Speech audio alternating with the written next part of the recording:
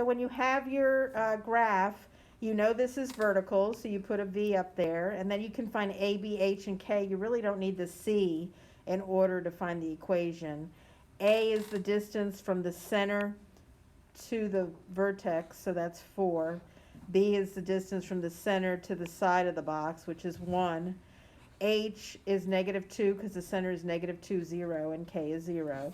And then you just put your formula together. Remember, if it's vertical, you start with a Y, and you put the A always under the first guy, and the B always under the second guy.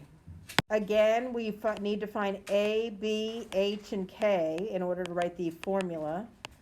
With the clues they give you, can you give me any of those four things? H is 1. K is -9. K is -9. Somebody else. A and B. 4 and B. A is not 4. A is 3. B is 4. No. We're doing number 5. Oh, I'm looking at B it. is A is 6. A is Oh no, 12. 10. Oh, A is 10. Yes, B is 12. B is 12. Dang, Anybody? I'm cooking, y'all. So here the A is 10 because the transverse axis is 2A. So if it's 20, then A is 10.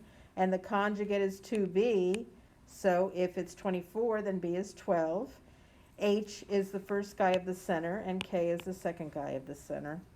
And so we can write the equation because it tells us it's vertical. So we start writing with the Y's first, and the X's second, the A first, and the B second. H is -4. K is -1. So we have A, B, H, and K. H is -4, K is -1. That's the easy way. And now we have the central rectangle. We know this is vertical, and the central rectangle is 26 wide and 16 tall. So since it's vertical, what is A?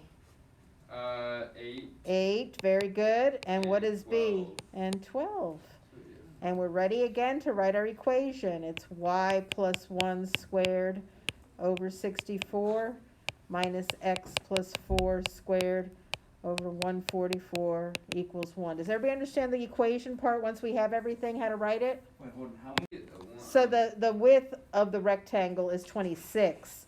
So that means B is 13. I had 24 on there. So it's 13. And so 13 squared is 169.